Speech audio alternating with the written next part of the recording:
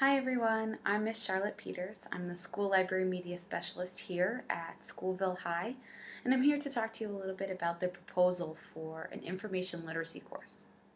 To start, just to recap from the year, we've done an excellent amount of collaborations. To note a few, we made book trailers out of their favorite independent reading novels for the junior class in the English department using the Camtasia program.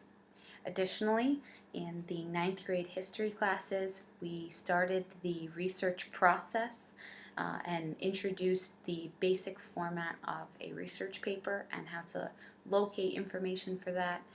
We had an excellent year this year, and I'm looking forward to next year. Despite all of these excellent collaborations, I'm still noticing that there are occasional gaps in learning for our students.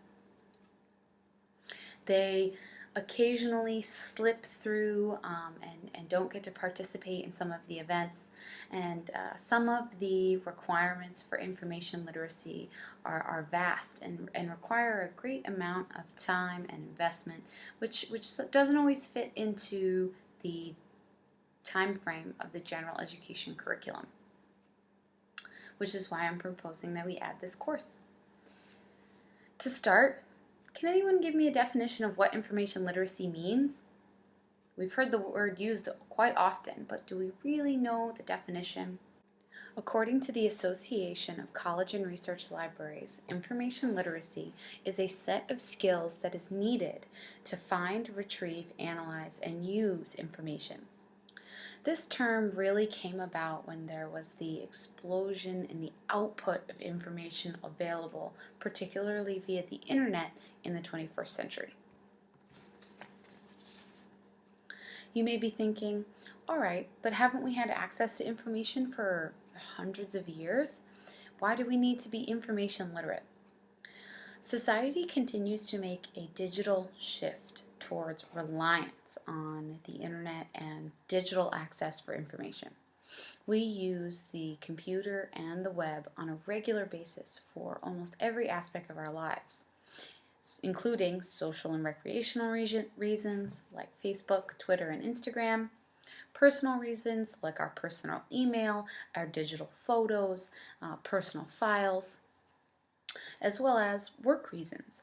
As teachers, our grade book is available via the internet or on the computer. We use it to correspond with coworkers. We have a work email, and additionally, academics, databases that hold hundreds of thousands of articles, academic journals, newspapers, and magazines are all available via this device. You may be thinking, all right, well, can't information literacy be self-taught? Perhaps. However, a study done by the American Association of School Librarians on information literacy of high school seniors has showed that these students spend a great deal of time sifting through materials and have a hard time determining what is considered important information.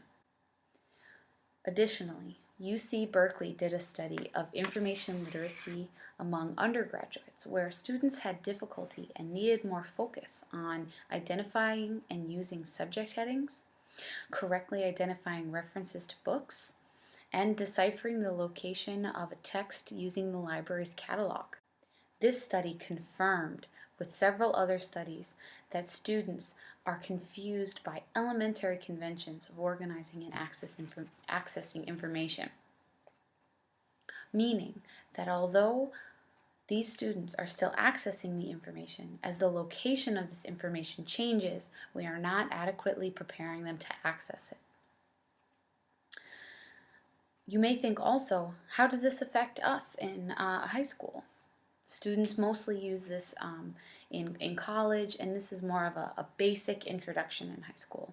However, information literacy has now become a very prominent part in the education system. To start, it's already integrated into the Common Core. Over 15 of the 54 Common Core standards require some form of information literacy, and 5 of these standards state specifically information-seeking behaviors. An example may be, looking at this last slide where we're reading informational texts, students are required to integrate and evaluate multiple sources of information presented in different media or formats, visually or quantitatively, as well as in words in order to address a question or to solve a problem. Here, we're not just asking students to use print or digital information, we're asking them to use both effectively. Additionally, the American Association for School Librarians has also put together a list of information standards that students must be able to complete by the time they graduate school. They work in coordination with the Common Core and set out very specific steps for students to be able to accomplish. While lengthy, these goals are still extremely important and support the studies done by universities on the abilities of first-year college students to find information. Okay, you may also be thinking, well, don't our students already know this? Do they really need this to be successful? In an article documenting 3 new studies on information literacy, college faculty expect first-year college students to have about 13 essential skills, including the ability to conduct disciplined, planned inquiry, being able to provide analysis of data, information, and ideas, and have evaluation skills, including the will and ability to evaluate resources for a plethora of reasons, including clarity, accuracy, precision, relevance, depth, breadth, logic, significance, and fairness. Thus, how can we help these students reach these goals? Through an information literacy course. This course would be based on an essential skill checklist as demonstrated in Figure 3, with a survey after each skill taught to ensure that students have confidence in their capabilities. As a general overview, it will teach the use of print and digital sources, cover the basic research process, including where to locate information, keywords, basic searches, also the critical analysis of sources and data, proper citation and writing without plagiarism, efficient search practices, and most importantly, the confidence in their ability. Not sure that this information literacy course will work? Well, let's test out our skills right now using the current system. Each table, there's about 2 to 3 people at each table.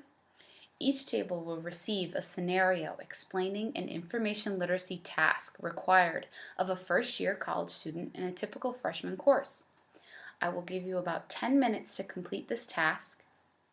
Complete it to the best of your ability using any information you already know and any of the resources available here in this library. When the time is over, I want you to rate your understanding of this task.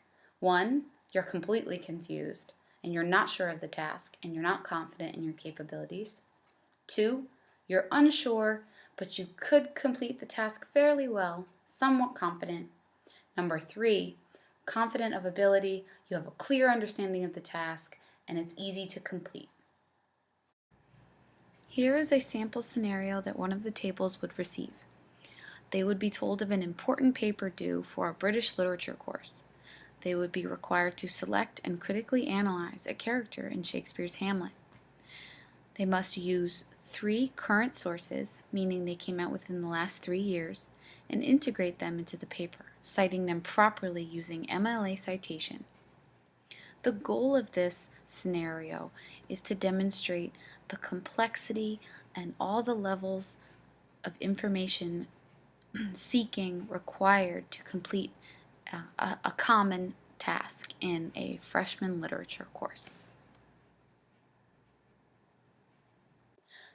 Now we see that the results of our findings are that although 1 or 2 of us may be able to complete some basic tasks, generally speaking, a lot of us are unsure or completely lost when it comes to completing these tasks. I am truly confident in the capability of this course in preparing students for their college and their careers and making them successful, bright, information literate adults. Thank you. Do I have any questions or comments?